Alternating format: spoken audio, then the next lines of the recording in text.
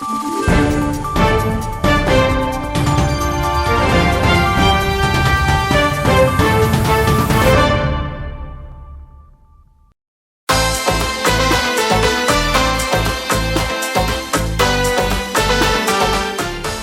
uydan chiqqandan keyin o'zim aytaman, bu ham bir imkoniyat. Yoshlarning hayotini o'zgartirish uchun bir imkoniyat. Bu yoshlar yetakchisi menga vazifa emas, hayot tarzimga aylantirish uchun o'z rejamni tuzib olaman men.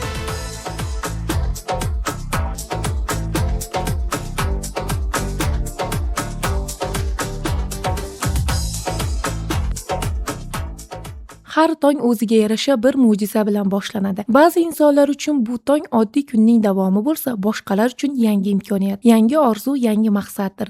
Bugun biz ana shunday orzu bilan yashaydigan, o'z mahallasi yoshlari uchun sidqi dildan harakat qiladigan Muslimbekning bir kuniga nazar tashlaymiz. U Dehqonobod mahallasining yoshlar yetakchisi, ammo aslida u shunchaki lavozim egasi emas, balki butun mahalla yoshlari uchun bir namunadir. Uning har bir kuni mana shu mo'jazgina xonadan boshlanadi. Bugungi kunda yoshlar yetakchilari faoliyati bilan bog'liq 7 ta hujjat bor. Sizda mana shu hujjatlar to'liq yuritilmoqdami? Shular haqida atroflicha kengroq ma'lumot berib o'tsangiz. Albatta, ish faoliyatini boshlagandan beri men me'yoriy hujjatlarga alohida e'tibor beraman. Chunki qilingan ishlarimizda asosan me'yoriy hujjatlar asosida to'ldirib boramiz. Hozirgi kunda bizda 7 ta hujjat jamlanmasi oladigan bo'lsak, birinchisi bu yoshlarga oid davlat siyosati to'g'risidagi normativ hujjatlar. Bu hujjatga asosan biz hozirgi kunda chiqayotgan qarorlarimizni hammasini tikib boramiz va sohaga oid hujjatlarimizni tikib boramiz va shu narsani biz doim tanishib, bular bilan o'qib o'rganib boramiz bizda. Ikkinchi hujjat oladigan bo'lsak, bu yoshlarni uyma yurish orqali qilingan xatlov jarayonida qilingan balansimizni shakllantirib olganmiz. Bu balansda yoshlar bilan uyma yurish orqali xatlov jarayoni orqali yoshlar balansini shakllantirib olganimizdan keyin hozirgi kunda menda 1226 ta yosh mavjud. Ularni asosan men har xil nimalarga bu demak u yoshlar haqida barchasini ma'lumotlari shu hujjatda bor. Albatta, hammasi shu yoshlar to'g'risida har bitta ma'lumot, har bitta hujjat shu ikkinchi reyestrimizga tikib boriladi. Uchinchi hujjatimiz yoshlarning bo'sh vaqtini mazmun tashkil etish bo'yicha tashkil qilingan va asosan yoshlarimizni, iqtidor istedodli bor yoshlarimizni, sport sohasiga qiziqqan yoshlarimizni bo'sh vaqtni mazmun tashkil qilish maqsadida yoshlar bilan individual shug'ullanamiz hamda ularni 5 tashabbus olimpiadasiga jalb qilamiz. Shu 5 tashabbus olimpiadasi doirasida o'tkazilgan har bitta tadbirimiz, o'tkazilgan musobaqalarimizda albatta tikib boramiz. Bu narsaga natijalarimizni qo'yib boramiz. Bu nechinchi yildan bergi rasmlar bular? Bu biza hujjatlarimiz har yili yangilab boriladi. Yangilab borilganda bu masalan siz ko'rib turgan hujjatlarimiz 2025-yil mavsum davomida olingan suratlar hamda yig'ilgan hujjatlar hisoblanadi. Yil boshidan demak. Yil boshidan. Har bir bola ertangi kunning egasi, har bir g'oya yangi imkoniyat deydi Muslimbek. Hamkasblari guvohligida o'zi tuzgan kundalik reja asosida ishga kirishadi. Ish dastavval mahalla maktabidan boshlanadi. Kundalik davomat yoshlarning bilimga bo'lgan qiziqishi va ular bilan suhbat kunning eng muhim qismidir. Ertalabda uydan chiqqandan keyin o'zim aytaman, bu ham bir imkoniyat. Yoshlarning hayotini o'zgartirish uchun bir imkoniyat. Bu yoshlar yetakchisi menga vazifa emas, hayot tarzimga aylantirish uchun o'z rejamni tuzib olaman men. Tuzish davomida yoshlarim bilan bugun kim bilan uchrashaman, har bittasini rejagrafiya asosida ishlayman. Mahalla idorasiga kelgandan keyin, mahalla raisi bilan suhbatlashganimizdan keyin asosan men birinchi qiladigan ishim yoshlarimni qo'llab-quvvatlashdan boshlayman-da. Imkoniyati cheklangan yoshlarim bilan, iqtidorida bor, lekin turtki kerak bo'lgan yoshlarim bilan individual shug'ullanaman, to'g'ri. Hamda men mahallamda sportda asosan urg'u berganman. Sport sohasida yoshlarimni olib chiqqan holatda 5 tashabbus olimpiadasiga har kun tayyorgarlik ko'ramiz. Buning natijasida yengil atletika sport turidan 2024-yil hamda 2025-yil respublikada g'olib bo'lganmiz va sport maydonchasida yutib keldik.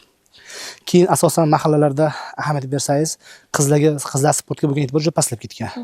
Men shunga urg'u bergan holatda qizlar sportini rivojlantirish uchun to'garak tashkil qildim. Buning natijasida futbol. Nechinchi yili tashkil etdingiz ushbu to'garakni va bugun qancha qizlarni qamrab olgan mana shu to'garagingiz? 2024-yili mart oyida voleybol hamda futbol to'garakni tashkil qilgan bo'lsam, 2025-yilga kelib turib bu narsa o'z mevasini berdi. 2025-yil Davlat xavfsizlik xizmati kubogida qizlar jamoamiz tumanni birinchi o'ringa qo'lga kiritishdi. Mahalladagi bandligi ta'minlangan va imkoniyati cheklangan yoshlarni qalbiga nur, shuningdek kelajakka ishonch uyg'otish maqsadida u har kuni rejasiga kiritgan xonadonlarda bo'lib, bevosita ular bilan suhbatlashadi, holidan xabar oladi. Dehqonobod mahallasida nechinchi yildan boshlab faoliyatingizni boshlagansiz? Men Dehqonobod mahallasiga 2022-yil 22-yanvardan o'z faoliyatimni boshladim. Faoliyatim boshlash davomida yoshlar bilan xonadonbo'y o'rganib, yoshlarimizni sonini aniqlashtirib oldim. Menda hozirgi kunda 14-30 yoshlar oralig'ida 1226 yoshi mavjud. Ularni men har toifalarga ajratib oldim.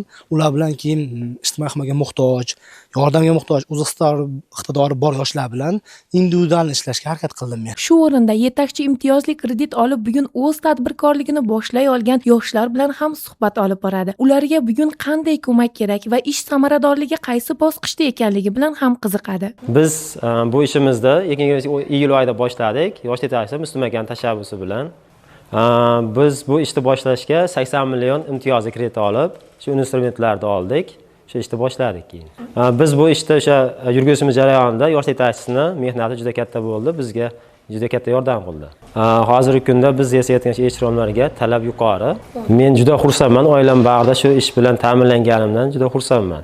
Bizga shunday sharoitlar yaratgan yurtboshimizga, shunday imtiyozli kreditlarni bergan o'sha mahallamiz yetakchilariga ham katta rahmat. Kelajakda bu ishda biz yana yo'lga qo'yib kengaytirmoqchimiz, o'zimizga o'xshagan yoshlarni ish bilan ta'minlaymiz. Bugungi kunda imtiyozli kredit olgan yoshlar soni qancha va aynan mana shu imtiyozli kredit orqali o'zini o'zi band qilgan yoshlar soni qanchaga yetdi? Hozirgi kunda davlat rahbarimizning topshirig'i bilan yoshlarimiz imtiyozli kreditlarini aloqa bankda bog'lab berganimizga, aloqa bank orqali hozirgi kunda 6 nafar yoshimiz imtiyozli kredit olgan. Aynan Dehqonobod mahallasida. Aynan Dehqonobod yashaydigan yoshimiz imtiyozli kredit oldi, o'z tadbirkorchilik faoliyatini boshladi. Misol tarqatadigan bo'lsam, Akmaljon 80 million imtiyozli kredit oldida tadbirkorchilik faoliyatini boshladi. Tadbirkorchilik faoliyatini boshlashda asosan MDF yog'och eshik romlar ishlab chiqarish hamda ularni eksport sotish uchun harakat qildi va hozirgi kunda 8 nafar yoshga ish o'rni yaratib berdi. Unga o'sha imtiyozli kredit berishdan avval o'rganib chiqqanmisiz? Oilaviy sharoit qanaqa? Akmaljon avval nima ishlar bilan shug'ullangan? Akmaljon avval bir ustoz shogird an'anasi asosida bir ustozga shogird bo'lib tushgan. O'z faoliyatini boshlash uchun unda shaxsiy mablag'lar yetishmas edi. Menga murojaat qildi. Murojaat qilgandan keyin aynan bizga yo'nalishimizga tushganligi uchun imtiyozli kredit asosida kredit olib berdik. Hamda u o'sha mablag'ga apparatura oldi, jihoz oldi, o'ziga bir baza yaratib olib turib, ish faoliyatini boshladi. Shu o'rinda e'tiborimizni tortgan yana bir jihat bu mahallada joylashgan sartaroshxona. Biz ko'rib turgan sartaroshxona boshqalardan farqli o'laroq jihatlari bor. Shuning uchun sizlarga ko'rsatgan olib keldim dedingiz. Aynan farqi nimada ushbu sartaroshxonani? Bu sartaroshxonani o'ylayotganingiz bo'lishi mumkin, oddiy sartaroshxona deb. Lekin bu sartaroshxonada men bir loyiha tashkil qilganman. Bu loyiha qanday? Navbat kutib turgan yoshmi, yoshi kattami, navbat kutib turgan fuqaro kitob o'qiydi. Kitobini yoqib qolsa uyga olib ketadi. Ertasi kuniga bu kitobni o'qib olib chiqsa, sartaroshimiz Baxtiyorjon tomonidan 20% chegirma beriladi to'layotgan puliga. Men sartarosh bilan kelishgan holatda belgilab qo'ygan fuqarolarini men shu 20% ga o'zim to'lab ketaman.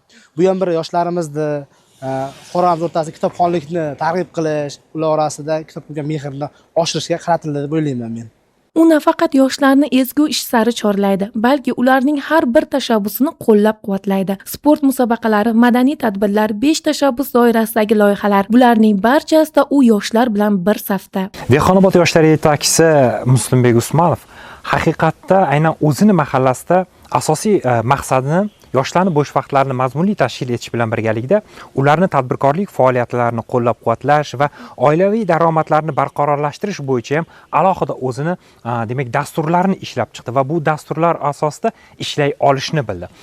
Aynan bo'lim tomonidan, respublika yuqori tashkilotlar tomonidan berilayotgan topshiriqlar, davlat rahbari qarorlari, farmoyishlari ijrosini ta'minlash bilan bog'liq bo'lgan jarayonlarda ham aynan yetakchiligini qo'lga kiritdi.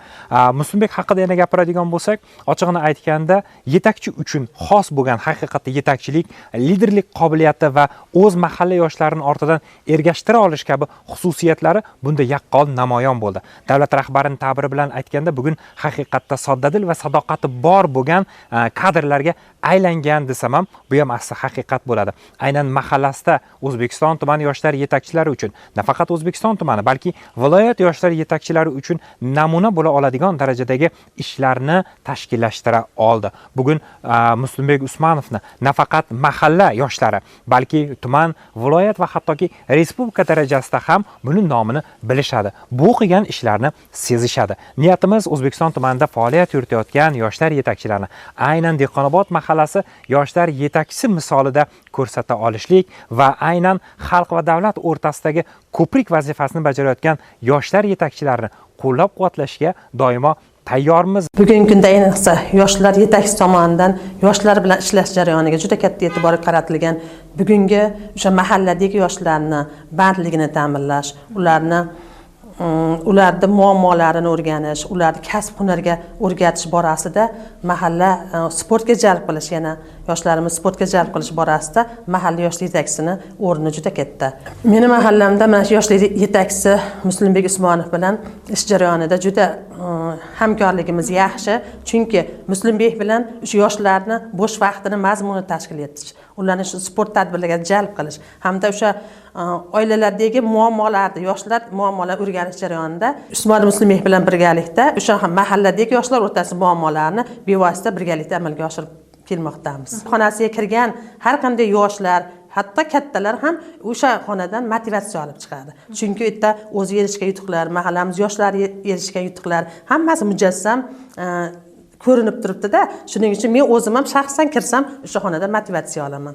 Men bu sohada prezidentim bilan yelkama-yelka turgan holatda yoshlarimni ichida ixtiyorlarni istidoddan topib, jahon miqyosida olib chiqishni o'z rejamda bilaman. Zero mahalla kuchi yoshlar qo'lidadir va Dehqonobod yoshlar yetakchisi bunga ishonch bilan xizmat qilmoqda. Yetakchining bir kuni yoshlar hayotining bir sahifasidir.